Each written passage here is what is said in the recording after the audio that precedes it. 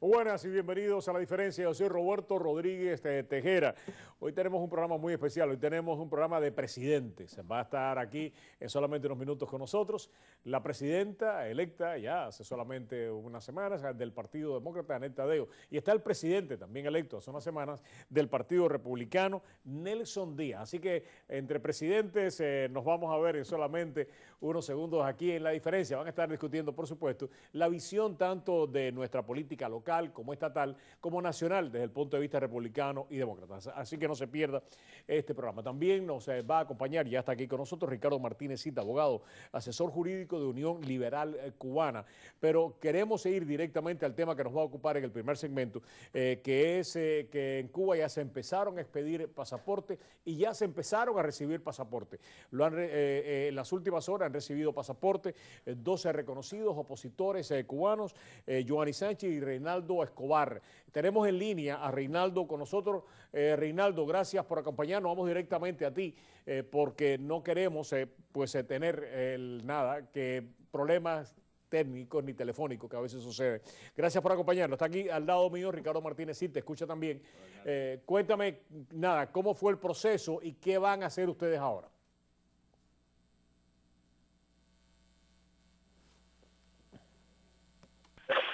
Adelante, Ricardo. Sí, Reinaldo, adelante, Reinaldo. Dime. Adelante, te preguntaba, después de darte la bienvenida y decirte que estaba aquí Ricardo Martínez Cid, te decía de que cuáles son los próximos pasos que ustedes van a dar ahora, tanto tú como Joanny, ahora que tienen ya el pasaporte en la mano. Bueno, mira, en primer lugar le voy a aclarar que la que va a dar los de Joanny, yo me voy a quedar aquí porque tengo que cuidar al frente de Habanero. Y entonces Joanny tiene muchas invitaciones. Ella ya tiene pasaporte en la mano y está gestionando al menos una visa europea, una visa para Brasil y una visa para Estados Unidos. Y el primer viaje presumiblemente puede ser Brasil, donde ella está invitada a un evento donde se va a presentar un documental que se hizo en relación con ella, que hicieron unos cineastas brasileños, ¿no? Después de Brasil, pues quizás haya una visita a Perú, hay una invitación para Argentina, y también hay una invitación a Nueva York, hay una invitación a Holanda, a un festival de cine, en Chequia. Es decir, realmente el periplo es bastante complejo y de lo que se trata es de que todo pueda ser más o menos concatenado sin que haya demasiado, que no sea muy accidentado, ¿no? Claro. Y desde luego entre sus objetivos importantes está visitar la Florida, esa provincia nuestra en el extremo norte cubano, la provincia donde rebelde. No solamente tenemos una enorme cantidad de amigos, sino además tiene su hermana y su sobrina del lado de allá. Así que vamos a ver el orden en que se va a completar ese periplo. Es imposible saber ahora, porque depende de muchos detalles que todavía no tenemos, pero lo más probable es que a mediados de este mes, antes del 15 de febrero, ya esté en Brasil. Reinaldo, hay algunas personas, a otros opositores muy conocidos, que también han pedido pasaporte. ¿Tienes noticia de alguno otro que se le haya entregado? Y hay información de a quiénes se le ha entregado y a quiénes se le ha negado. Bueno, de momento la única información de negativa de pasaporte que tenemos. ¿Qué pasa? Hay algunos opositores que ya tenían pasaporte, ¿no? Antes de esta nueva ley. Pero ese pasaporte, lo tienes, pero ahora que tienes que ver si luego te dejan salir por el aeropuerto. Que como he sabido, la ley migratoria tiene dos incisos fusibles. Dos artículos fusibles, el artículo 23 y el artículo 25. Como es conocido, el artículo 23 es el que regula si te dan o no te dan el pasaporte, y el 25 si te dejan o no te dejan pasar por la frontera del aeropuerto, es decir, por la oficina, por esa ventanita donde tienes que pasar para coger el avión, ¿no? Entonces, aquellos opositores que ya tenían un pasaporte, pues están sujetos a ver qué pasa cuando pasen por la oficina de inmigración, lo que se llama la frontera, ¿no? En el caso de Joanny, ella ya le dieron un pasaporte nuevo, no lo hubiera si le fueron a prohibir pasar por la frontera, ¿no? Ahora, el caso más connotado que se ha ventilado es el caso de Ángel Moya, uno de los 75, esposo de Berta Soler, que le negaron el permiso, le negaron el pasaporte. Usted no va a recibir pasaporte. Y invocaron para eso el inciso H del artículo 23, que es un inciso que se refiere a motivos de interés público que determinan las autoridades competentes. Realmente es un poco confuso que invoquen este inciso, porque en rigor ellos hubieran podido invocar uno de los dos primeros incisos de la ley, del artículo 23, que se refiere a las personas que tienen alguna causa pendiente con la justicia. Ese Ángel Moya, al igual que los 75 que fueron excarcelados hace ya unos años, fueron excarcelados bajo el concepto de una licencia extrapenal. Es decir, ellos no fueron ni indultados ni amnistiados. Están condenados todavía, están cumpliendo su condena, pero en su casa, en licencia extrapenal. En el caso de la misma Berta Soler y de Guillermo Fariña, ¿qué ha pasado con ellos? No, con Berta no ha habido problema y con Guillermo tampoco. ¿Ellos han recibido su pasaporte? Sí, ellos lo tienen y están gestionando, Fariña tiene su pasaporte ya. Y Berta lo tiene ahora también, ya está esperando que se lo den sin ninguna dificultad. Reinaldo, quisiera, después de esta descripción, quisiera pedirte tu evaluación política de todas estas cosas.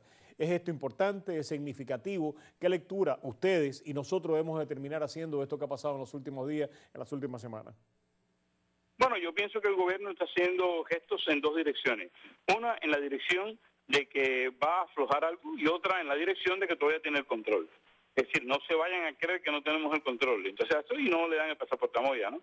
Y, mire, estamos abriendo, entonces permiten que otras personas salgan. Pero bueno, eso es un juego que tarde o temprano favorece a la sociedad civil cubana, porque de una manera u otra ya se termina toda esta situación de que se le impedía salir a todo el mundo, ¿no? En breve tiempo tenemos noticias, por ejemplo, del músico Ciro Díaz, que es un músico contestatario del grupo Pueblo para Ricardo, que está saliendo hoy o ayer para México. A él le habían negado el permiso de salida y ahora esta vez no se lo niegan, ¿no? Y otras personas que, bueno, estoy autorizado a divulgar los planes de todo el mundo, pero bueno, sabemos que hay otras personas que están casi a volar. La próxima semana va a haber muchos vuelos. Eso sí lo sé. Claro, pues nosotros estaremos siguiendo esa información muy puntualmente. Reinaldo, gracias. Un fuerte abrazo desde acá y por supuesto que estaremos siguiendo esta información. Ahora Reinaldo Escobar directamente desde Cuba. Ricardo Martínez sí está con nosotros. Ricardo, tu reacción a todas estas cosas que acabas de escuchar. Mi reacción es de felicidad, de alegría, de celebrar que al fin pues empecemos a ver unos cambios en la isla y yo creo que la transición en Cuba que tantos hemos esperado ya están dando. Ahora, el tipo de transición es una muy peculiar. Por ejemplo, las transiciones que hemos visto el siglo pasado han sido la primera, la española, que fue una transición por reforma, en la cual los estamentos del poder consideraron en un momento dado que los intereses de la nación estaban por encima de los intereses del llamado movimiento y entonces pues empezaron a ceder cuotas de poder y la oposición que existió siempre dentro de España, un abanico muy amplio, pues entonces hubo una correlación de fuerzas y lograron un marco de convivencia que han disfrutado hasta ahora. La transición, ese es un tipo. La otra es la transición tipo rusa, que es una transición por desplome, es decir, el sistema que imperaba en Rusia, por contradicciones internas y por la presión exterior que le ejerció el mundo libre, pues se desplomó y en ese vacío surgió una sociedad que no se parece mucho a la española, por cierto, que es más bien el reciclaje de los caciques y los antiguos represores como una mafia política y económica que sigue explotando a los rusos. El otro modelo que hemos visto es el de, por ejemplo, el modelo por la fuerza, que es el de Rumanía. Es decir, allí estuvo el tiro, estuvo el asesinato, el muerto. Entonces, nosotros estamos inventando aparentemente una nueva versión de la transición, que es la transición por resolver. Frase muy de la Cuba de hoy y frase que yo creo que caracteriza lo que hace el gobierno de Cuba. En este momento hay que ver por dónde van y ver qué se traen. Yo creo que está muy claro de que están andando unos gestos de apertura que hay que aplaudirlo.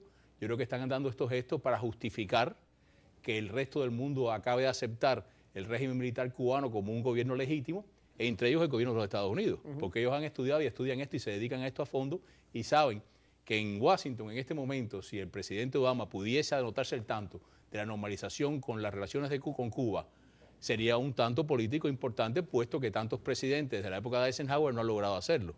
Lo que no entraría en esta ecuación es el hecho que no se ha hecho antes porque ha habido condiciones. Entre ellas, tú las conoces, en la época del presidente Carter hubo las condiciones de que Cuba no tuviese injerencia en el extranjero. Bueno, el día de hoy, básicamente, en una entrevista que hizo nuestro colega de Telemundo, José Díaz Valar, que abordó el tema cubano, el presidente volvió a reiterar las condiciones: libertad para presos políticos, libertades básicas, y hasta que eso no suceda, Dios quiera que las mantenga y yo espero que así sea. Pero el gobierno de Cuba apuesta porque con ciertos cambios de esta índole, que son al menos controlables por el momento, puedan conseguir esa reacción de Washington con la salida de Cuba de la lista de los estados terroristas. ¿Qué debemos hacer nosotros? Bueno, ellos apuestan, el gobierno de Cuba apuesta en este momento por sacar a Cuba de la isla de los países terroristas para propiciar la llegada masiva del turismo americano.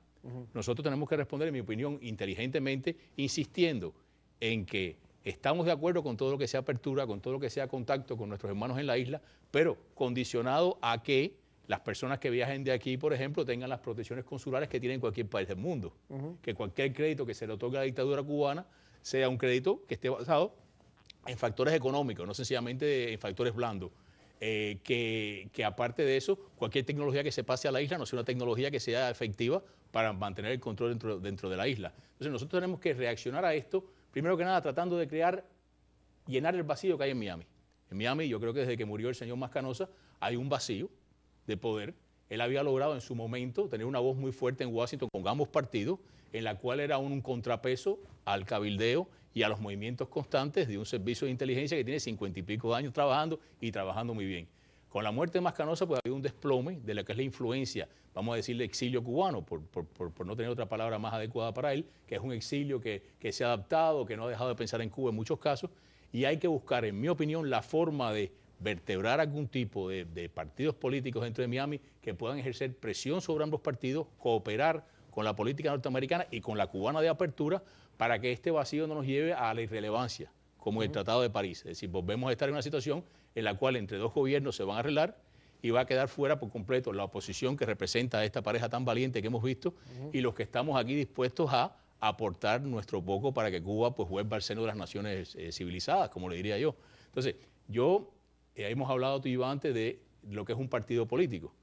Y un partido político no es nada más, como hemos comentado, que una asociación voluntaria de hombres y mujeres libres alrededor de unos objetivos comunes que aspiran a tomar el poder o a llenar parte de ese poder para que esos objetivos se vuelvan política de Estado. ¿Y eso es lo que tú crees que es necesario? Yo creo que es necesario y gracias a Dios no somos solo los liberales en este caso, no liberales en el sentido demócrata que nos hablará la presidenta que tenemos aquí en unos minutos, sino liberales en el sentido europeo.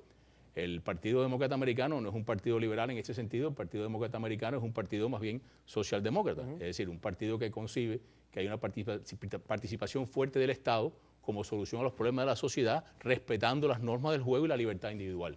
Los partidos liberales son completamente distintos en el resto del mundo porque tienen como la función primaria del Estado, no secundaria, la protección y el cultivo de las libertades individuales, los derechos civiles y los derechos del hombre. El desempeño, el desarrollo de la riqueza debe estar en manos de la sociedad civil, que básicamente las personas son las que tienen que crear riqueza con la injerencia del Estado solo en aquellas áreas que son lícitas e indispensables, que son la salud pública para los más desvalidos, que son las vías de transporte, que son la diplomacia del país, que son una serie el orden público. Punto importante dentro de los partidos liberales fuera de Estados Unidos es que creen que para que la sociedad pueda crear esa riqueza hay que respetar la propiedad privada, no solo individual, sino también la del suelo, la de los medios de producción.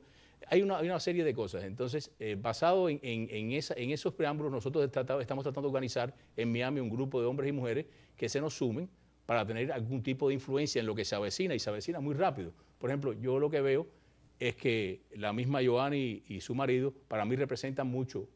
No solamente el presente, sino el futuro. Ricardo va a regresar para continuar hablando de estos temas en el futuro. Vamos a publicidad y vamos a marcar las diferencias con los presidentes. Regresamos.